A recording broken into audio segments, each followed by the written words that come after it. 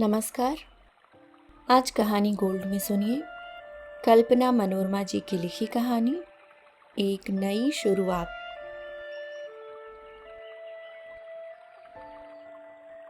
वे खुशनुमा मार्च के दिन थे। गुनगुनी बताश में तितलियां अटखेलियां कर रही थीं।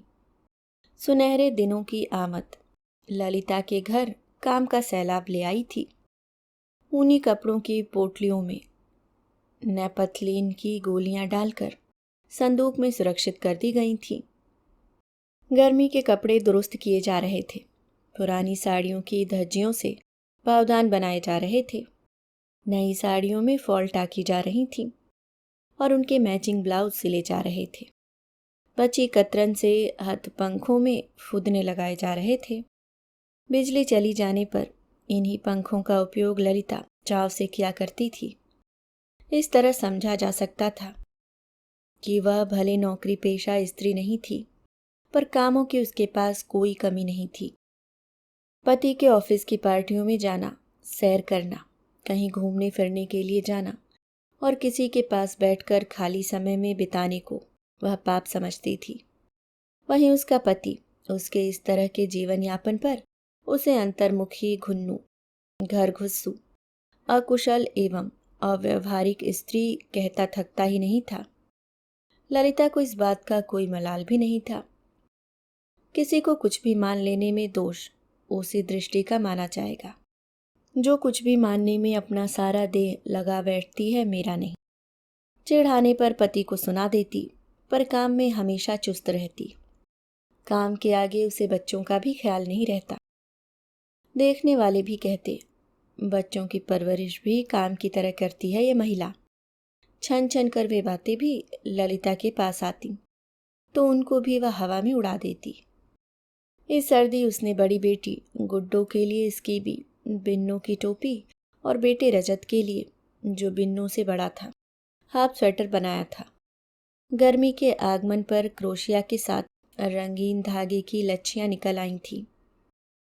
इस बार उसने पूजा घर के लिए बंधनवार बुननी शुरू ही की थी कि एक दिन पति ने उसे अपने ट्रांसफर की बात बताई, जिसे सुनकर स्थानांतरण से जुड़ा उसका अथाह दर्द ताजा हो गया। इसी बिना पर पति की नौकरी उसे एक आंख न भाती आ रही थी। कहाँ पटका है अब की रेलवे ने, तुम्हारी नौकरी हमें जगह जगह का पानी पिला पिला कर अधमरा कर ही छोड़ेगी। ललिता गाल फुलाते हुए बोली। सहारनपुर। वैसे लोग जगह अच्छी बता रहे हैं, चीजें भी वहां अच्छी मिलती हैं, प्रलोभन देता हुआ सा पति बोला। कुछ प्राप्ति से पहले जमे जमाए सामान को उखाड़ने में जो तन मन खर्च होता है, उसकी भरपाई कोई चीज नहीं कर सकती। ललिता बोझीले स्वर में बोलकर उठ गई। अरे पगली, अब तक तो तुझे अभ्यस्त हो जाना चाहिए। पति के होठों तक शब्द आए तो, पर उसकी लाजिम दलील पर वह कुछ कह न सका। ट्रांसफर की सौगात में सिर्फ सामान ही बांधना नहीं पड़ता, शहर बदलना, घर बदलना, साग सब्जी वाले दूध वाले बदलना, न्यूज़पेपर वाले के साथ काम वाली बाइयां बदलना, पड़ोसी बदलना, मित्र बदलना और सबसे ज़्यादा अपने मन के माहौल को नई जगह के अनुरूप ढालना। ललिता को कभी अच्छा नहीं लगता। उसके बाद भी सरकारी नौकरी के अपने मिजाज थे। सो एक रोज ऊबते चूबते ललिता को इलाहाबाद छोड़कर सहारनपुर आना ही पड़ा। 2 महीने की पैकिंग शॉपिंग की कड़ी मशक्कत के बाद ललिता बच्चों के साथ साथ अपनी चूड़ियों को और शोपीसों के साथ देसी विदेशी क्रॉकरी को भी एहतियात से रख लाई थी। सहारनपुर के रेलवे गेस्ट हाउस में वह आ तो गई थी, लेकिन अपना मन इलाहाबाद छोड़ आई थी। कारण वही था, वह किसी से बात नहीं कर रही थी, बच्चों से भी नहीं।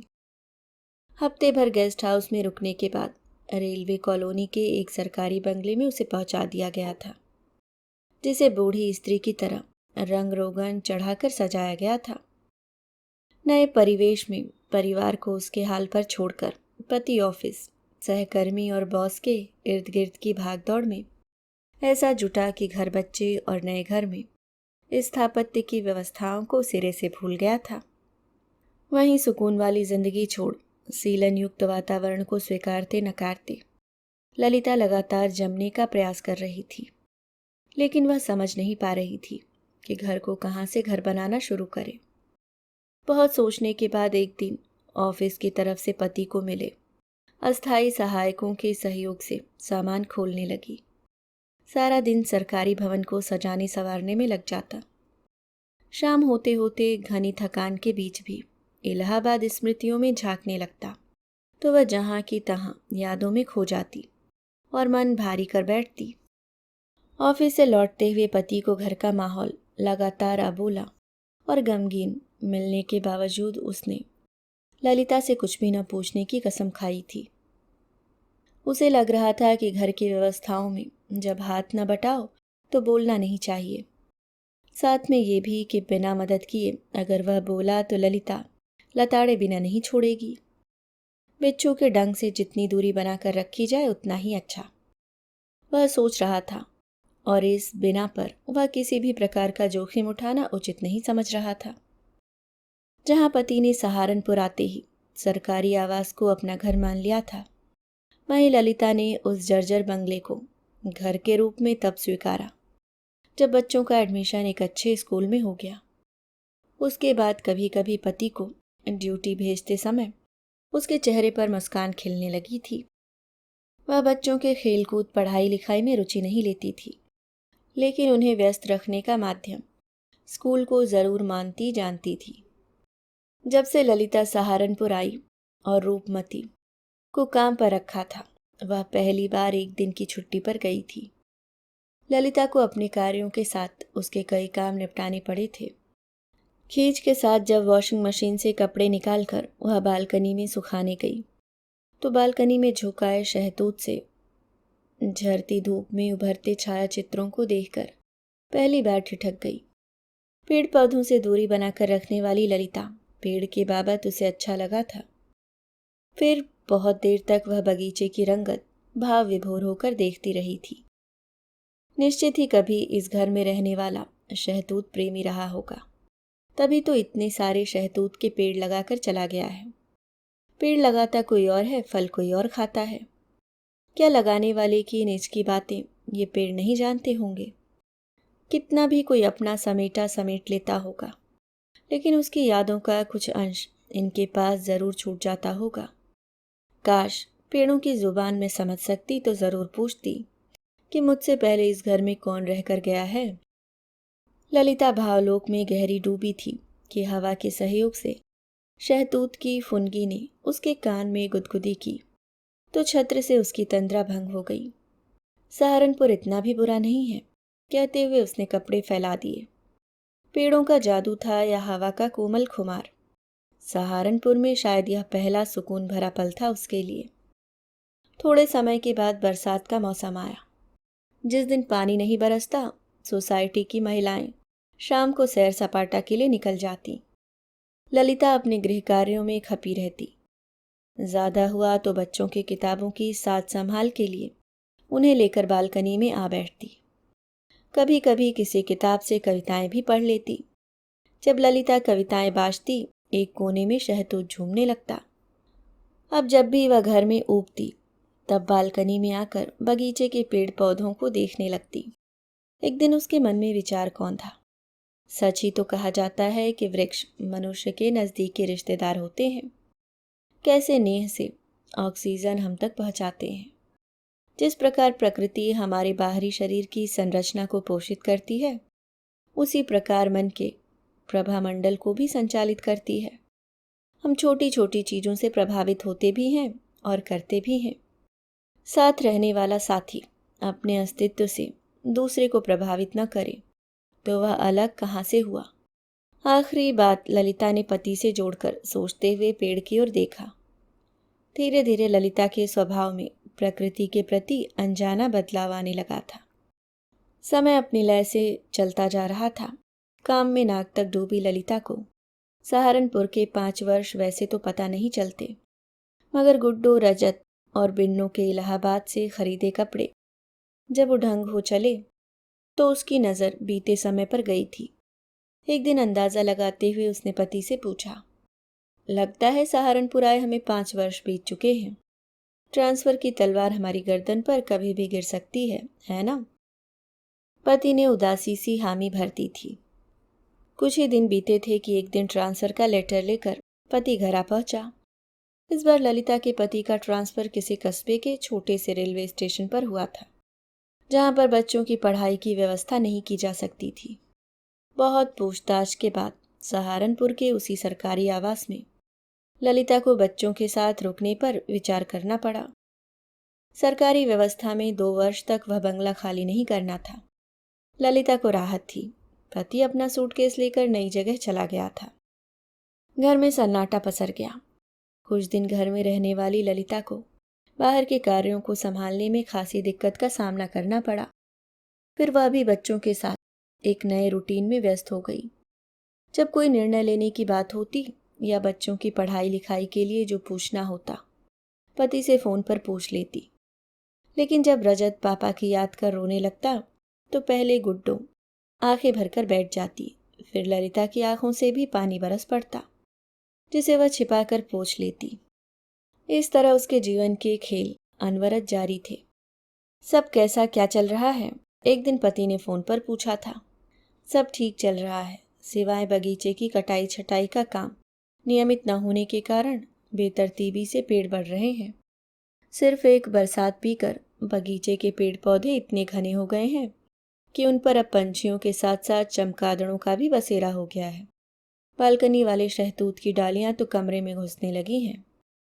शहतूत के पके फलों से बालकनी में खून जैसे धब्बे पड़ जाते हैं। उसकी डालियां कपड़े फाड़ रही हैं। मुझे इलाहाबाद छोड़ दो, वहीं अच्छा रहेगा। परेशान सी ललिता बोली। अच्छा ठीक है, परेशान मत हो। इस बार छुट्टी आऊंगा तो उसे जड़ से ही कटवा दूंगा। पति ने उसे शांत करते हुए कहा। हाँ, ये ठीक रहेगा, इसे कटवा ही दो, क्योंकि शहतूत पर उल्टे लटकते चमगादड़ों को देखकर बच्चे क्या, मैं भी डर जाती हूँ। इससे भी ज्यादा दो। मेरे हल्के रंग के कपड़ों में शहतूत के जिद्दी धब्बे लगने लगे हैं। कुछ रूपमती की लापरवाही और कुछ शहतूत की बड़ी टहनियों में फंसकर कई कपड़े फट चुके हैं। ललिता ने शिकायत करते हुए फोन रख दिया। एक दिन ललिता को बच्चों को लेकर स्थानीय पिकनिक पर जाना था। उसने गुलाबी सिल्क का दुपट्टा धोकर बालकनी में फैला दिया और अपने काम में व्यस्त हो गई। खेल खेल में रजत ने उसे खींचा तो शहतूत की डाली में उलझकर वह फट गया। गुड्डो ने जब देखा तो वह डर से कांप उठी। दुपट्टा फटने से ज्यादा माँ की डांट डपट, चीख पुकार याद कर वह सहम गई थी। ये इंसान के बच्चे इतना डरते क्यों हैं? पेड़ गुड्डो के गात कंपन पर अचंभित था। गुड्डो ने इधर उधर देखा और झपट कर रजत के हाथ से दुपट्टा छीनकर अलमारी में कपड़ों के बीच छिपा आई। जिस दिन पिकनिक जाना था, ललिता ने गुड्डो से वही दुपट्टा लाने को कहा। बहुत देर तक वह बहाने बनाती रही, लेकिन ललिता जब डांटने लगी तो उसने दुपट्टा उसके हाथ में लाकर पकड़ा दिया। दुपट्टे को जैसे ही ललिता ने कंधे पर डाला, उसके होश उड़ गए। दुपट्टा बेतरतीबी से फट चुका था। उलट पलट कर कई बार उसने देखा, कहीं से भी उसे ओढ़ा नहीं जा सकता था, क्योंकि दुपट्टा ललिता की माँ की अंतिम निशानी थी, इसलिए उसके लिए वह बहुत कीमती था। ललिता की आंखें छलक पड़ी। सिर पकड़कर वह बैठ गई। अब शहतूत उसे दुश्मन लगने लगा था। सजे धजे बच्चे माँ के सामान्य होने की प्रतीक्षा करते रहे, पर ललिता ने पिकनिक पर जाना कैंसिल कर दिया। उस घटना के बाद ललिता और शहतूत में जो ठनी सो ठनी। आते जाते पेड़ को खूब बुरा भला सुनाने लगी थी। चलते फिरते कभी उसके पत्ते नोचती तो कभी डालियां तोड़ देती। एक दिन उसके पास खड़ी होकर बोली, मुझे कभी पेड़ों से मोहब्बत नहीं रही, पर तूने अपनी छटा से मेरे मन को मोह लिया था। हसरतें तेरी नहीं बदली। बचपन में मेरी फ्रॉक कुछ बंदर ने फाड़ी थी, बची खुची पेड़ ने। तेरी हरकतें भी वैसी हो चली हैं। तुझे कटवा कर ही मुझे खुशी मिलेगी। बहुत लहराने लगा है ना? क्यों, सुन रहा है ना? अपनी मस्ती में तू मेरे कपड़ों का सत्यानाश करेगा।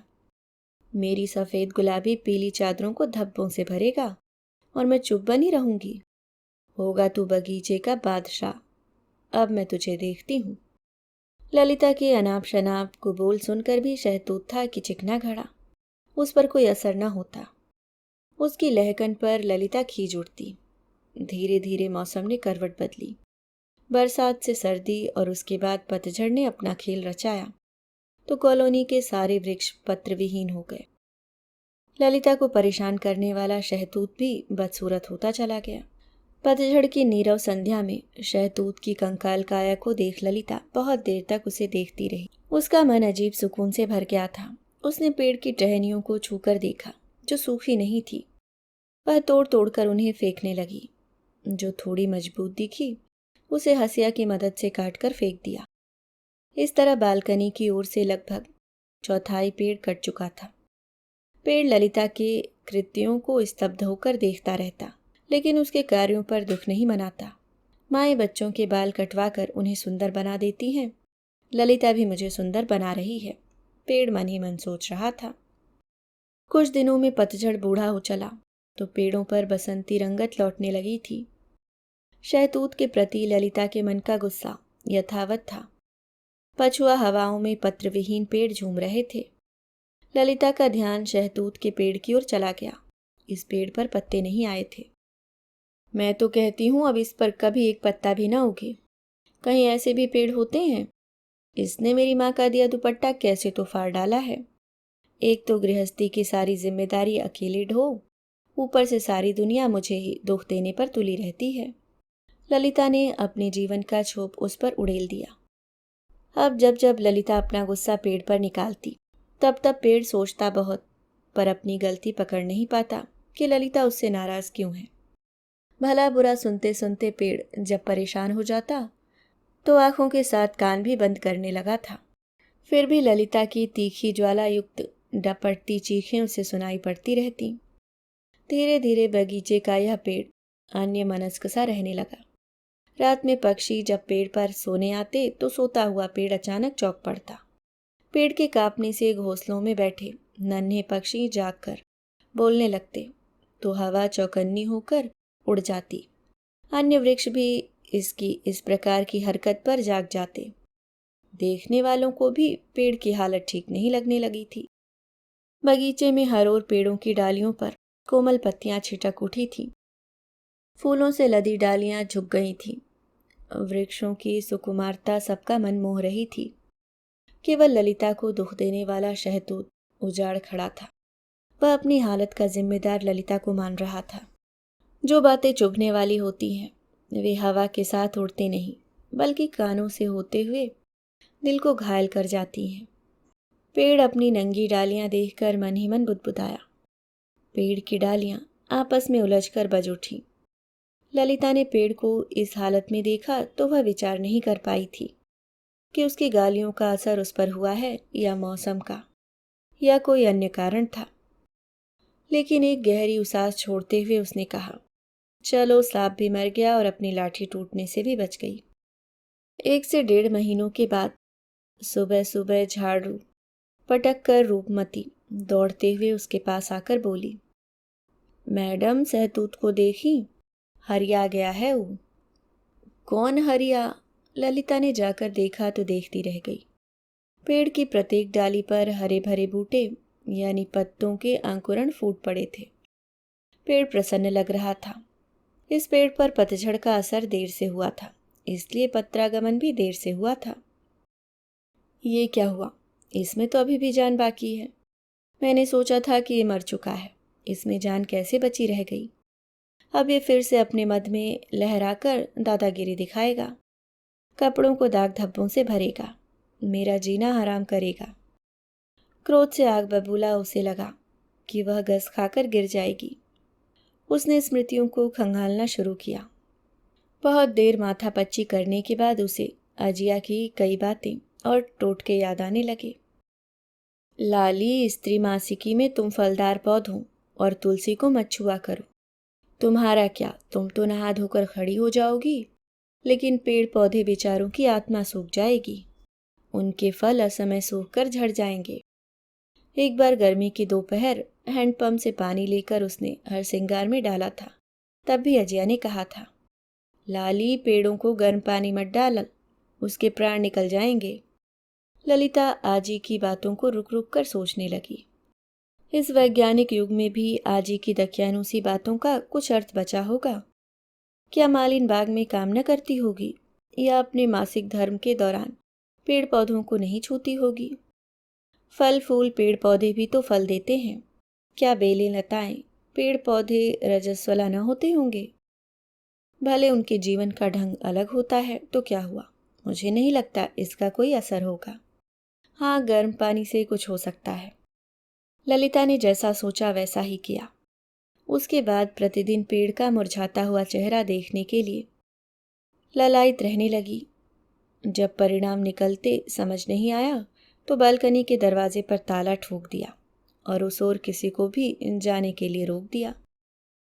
रूपमती, तू भी ध्यान से सुन ले, कपड़े वपड़े उस ओर नहीं सुखाएगी। और बच्चों, तुम लोग भी सुनो, कोई भी बालकनी का दरवाज़ा नहीं खोलेगा। कपड़े फिर कहाँ सूखी मैडम? रूपमती के मन में आया कि पूछे, लेकिन ठीक है मैडम बोलकर मौन हो गई। लंबे समय तक कोई भी शहतूत की ओर नहीं गया, बच्चे भी नहीं। कई महीनों के बाद शाम को वह रजत को पेड़ों की दुनिया पाठ पढ़ाते हुए ललिता को शहतूत की याद हो आई। किताब छोड़ वह बालकनी में आ गई। उसने देखा चारों ओर हरियाली उफान पर थी, लेकिन शहतूत पर सन्नाटा पसरा था। हरे भरे वातावरण में उसका शहतूत कंकाल की तरह लग रहा था। जो पत्र अंकुरण लहक में डालियों पर उगे थे वे चिपक कर सूख चुके थे। ललिता बहुत देर सोचती रही, लेकिन कुछ समझ नहीं आया तो रजत को आकर पढ़ाने लगी, लेकिन उसके मन में पेड़ कौंधता रहा। अगले दिन ललिता ने उसकी डाली झुकाकर एक पत्रांकुर को छुआ तो वह उसकी उंगली में चुरमुरा गया। झपटकर उसने दूसरी डाल झुकाई, उस पर लगे पत्रांकुर का भी वही हाल। उसने एक डाल तोड़ी तो कुट्ट से टूट गई। लगातार कई डालियों को उसने तोड़ा, सभी टूटती चली गईं। उसके मन में अचानक भय भरने लगा। ललिता इधर उधर देखने लगी, जैसे उससे कोई बहुत बड़ा गुनाह हुआ था। एक पेड़ की मौत का जिम्मेदार और कोई नहीं, तुम हो ललिता। किसी के कहने का एहसास हुआ उसे। ललिता ने इधर उधर देखा, लेकिन कोई कहीं नहीं था। बोलने वाला उसका स्वबोध ही था, जो अब ललिता को धिक्कार भेज रहा था। समझते समझते जब समझ पाई तो मन का दहकता हुआ क्रोध ऐसे उड़नछू हुआ जैसे दहकती अंगीठी पर बादल फट पड़ा हो। हाँ, ये मैंने क्या कर डाला? वह परेशान सी उसे टटोलने लगी, जैसे बच्चे के हाथ पांव देख रही हो। अरे, ये क्या हुआ तुझे? तू तो बिल्कुल सूख गया। मैंने ऐसा तो कभी नहीं चाहा था। हे ईश्वर, ये क्या कर डाला? और तूने मेरी बातों को दिल से क्यों लगा बैठा? मैंने ऐसा नहीं चाहा था कि तू सूख कर मर जाए। मैं तो तेरी उद्दंडता से परेशान थी, इसलिए भला बुरा कहती आ रही थी। ललिता ने अब अपना स्वर बदला और गिड़गिड़ाते हुए इस तरह से कहने लगी कि उसे खुद अपना कलेजा मुंह को आता हुआ महसूस हुआ। ललिता देवी, इस दुनिया में यूं ही कुछ नहीं होता। सबका कुछ न कुछ ध्येय होता है। जितनी तुम्हारी कविताओं ने मुझे बढ़ने में मदद की थी, उससे ज़्यादा तुम्हारी गालियों ने मेरे हृदय की हर एक परत को छील डाला है। सच कहूँ तो हरे भरे बने रहने की मैंने बहुत कोशिश की थी, लेकिन तुम्हारी गालियाँ सुनते सुनते मैं अपने को हरा भरा ना रख सका। देखो ना, बगीचे में मेरे परिवार के सभी पेड़ कितने खुश और स्वस्थ हैं, क्योंकि उन्हें तुमने जब भी देखा स्नेह से देखा। लेकिन मेरी ओर तुम्हारी दृष्टि अग्नि ही बरसाती रही। मैं एक बार कुंठित होना शुरू हुआ तो होता चला गया। अब तो तुम देख ही सकती हो कि मरने की अंतिम कगार पर हूँ। एक बार आंधी आने की देरी रहेगी, समूल नष्ट हो जाऊंगा। तुम खुश रहो। हवा के झकोरे से पेड़ की सूखी टहनियां आपस में टकराकर झंझना उठी। ललिता को लगा जैसे शहतूत ने अपना दुख उसके कानों में उड़ेल दिया, जो उसकी आत्मा को कचोटने लगा था। अरे, ये क्या कह रहा है तू? तुझसे ज्यादा बुरा भला तो मैं अपने बच्चों से कहती हूँ। पिटाई करने से भी नहीं हिचकती, किसी के सामने पीटने में भी बिल्कुल सोचती नहीं हूँ। आखिर मैं उनकी माँ हूँ। हाँ, कुछ लोग कहते ज़रूर हैं कि बच्चों की भावनाओं की कद्र करनी चाहिए, पर मैं कहती हूँ ऐसा करने से बच्चे बिगड़ जाते हैं, उद्दंड हो जाते हैं। मजाल है जो मेरे सामने हंसकर बच्चे कोई उधम, गुड्डो, रजत और बिन्नो बहुत प्यारे बच्चे हैं, पर उनकी भावनाओं का सम्मान कर मैं उन्हें बिगाड़ना नहीं चाहती। मैं उनसे जो चाहती हूँ बच्चों को वही करना पड़ता है। मैं कहती हूँ खड़े रहो तो खड़े रहते हैं, मैं कहती हूँ बैठ जाओ तो वे बैठ जाते हैं। आखिर देवतुल्य मैं उनकी माँ जो हूँ, अपनी अतुल्य ममता उन्हीं पर तो लुटाती हूँ, तो इतना अधिकार बच्चों पर बनता है। उस पर मैं लाख बुरा कहूँ, लेकिन मेरी बातों का मेरे बच्चे कभी बुरा नहीं मानते, और ना ही अधिकार है बुरा मानने का उन्हें। अगर वे माँ पर नाराज़ होंगे तो लोग क्या कहेंगे, समाज क्या कहेगा। वैसे भी मैंने लोगों को कहते सुना है कि पेड़ बच्चों की तरह होते हैं। तो तूने मुझे माँ के ठौर क्यों नहीं माना, बुरा क्यों मान गया मेरी बातों का। फीकी सी हंसी हंसते हुए ललिता ने पेड़ के प्रति हमदर्दी दिखाते हुए उसकी डाल को छुआ तो पेड़ बूढ़े आदमी की तरह थरथरा उठा। हवा दबे पा वहां से खिसक गई। चिड़ियों ने चहकना रोक लिया। तुमने बिल्कुल सही कहा ललिता, अपने किए कुकृत्यों पर कुछ भी सोचकर मन को तसल्ली देना मानवीय फितरत है। लेकिन मैं अच्छी तरह से जानता हूँ, किसी के द्वारा कहा गया एक भी शब्द इस ब्रह्मांड में अनसुना नहीं जाता। शब्द की अपनी सत्यता और प्रामाणिकता होती है। शब्द कभी मरते नहीं, वक्त आने पर ठंडी गर्म तासीर जरूर दिखाते हैं। नहीं नहीं, मैं नहीं मानती हूँ। मैंने किया ही क्या है, कभी कभार किए गए क्रोध से क्या होता है। अच्छा, अपने बच्चों को तुम अधिकार समझकर भला बुरा बोलती हो और ये जानती हो कि तुम्हारे बच्चे सब भूल जाते हैं। हाँ बिल्कुल। मैं पूछता हूँ, तुम्हारे बच्चों पर कोई बुरा असर नहीं पड़ता? नहीं, बिल्कुल नहीं। माँ पिता की गालियाँ भी पौष्टिक होती हैं, तुझे पता नहीं। इसका मतलब तुमने अपनी बड़ी बेटी गुड्डो को ध्यान से कभी देखा ही नहीं। वह बेचारी खुलकर हंसना बोलना और मुस्कुराना ही भूल चुकी है। जीवन के उचित निर्णय क्या ही लेगी वह, जबकि वह तुम्हारी बेटी है। फिर भी अपना मन तुम्हारे साथ नहीं बांट पाती, क्यों? मुझे ऐसा नहीं लगता। वह अभी बच्ची है, उसके पास है ही क्या बांटने को। ललिता प्रश्नवाचक मुद्रा में अकड़कर बोली। अगर ऐसी बात है तो फिर कुछ बहुत बुरा होने का इंतजार करो, समय आने दो। पेड़ हवा में खड़बड़ाया और औचक मौन हो गया, लेकिन ललिता को लगा जैसे उसे किसी ने ऊपर से धकेल दिया हो। वह अवाक थी। चारों ओर सन्नाटे का तीक्ष्ण स्वर उसके कलेजे को बींधने लगा था। उसने विनीत भाव से ऊपर की ओर देखा। जाफरानी आसमान पर सूरज पश्चिम की ओर रुख कर चुका था, पर सांझ होने में वक्त था। फिर भी ललिता को अपनी आंखों में खौफ की कालिमा उतरती हुई प्रतीत हुई। उसे कुछ भी समझ नहीं आ रहा था। उसने आवाज देकर बच्चों को अपने पास बुला लिया। असमंजस और ग्लानि की स्थिति में ललिता ने बालकनी से झुककर शहतूत के तने के सहारे जमीन पर देखना चाहा। ऊपर से नीचे तक शहतूत पूरी तरह से सूख चुका था। ललिता को अपना पेट ऐंठता सा महसूस हुआ। उसकी नजरें लगातार कुछ सुंदर खोज लेना चाह रही थीं, ताकि छोप का उद्वेग कुछ थमे। बहुत देर खोजने के बाद शहतूत की जड़ के पास उसे 2 पत्तेदार छोटे छोटे हरे कल्ले लहक में सिर उठाते हुए दिखे। ललिता की आंखें चमक के साथ पनीली हो आईं। पेड़ की उदारता देखिए, खुद का अस्तित्व समाप्ति की ओर है, फिर भी धरती की सेवा में 2 को छोड़े जा रहा है। एक मैं हूं। विचार आते ही शीतलहर ललिता के शरीर को कपकपा गई। घूमकर उसने अपने बच्चों की ओर पहली बार प्रेम से देखा। मिन्नू रजत की गोद में हंस रही थी। उसने झपट कर उसे गोद में लेकर गुड्डो और रजत को भी अपने पास समेट लिया था। अभी आप सुन रहे थे कल्पना मनोरमा जी की लिखी कहानी एक नई शुरुआत।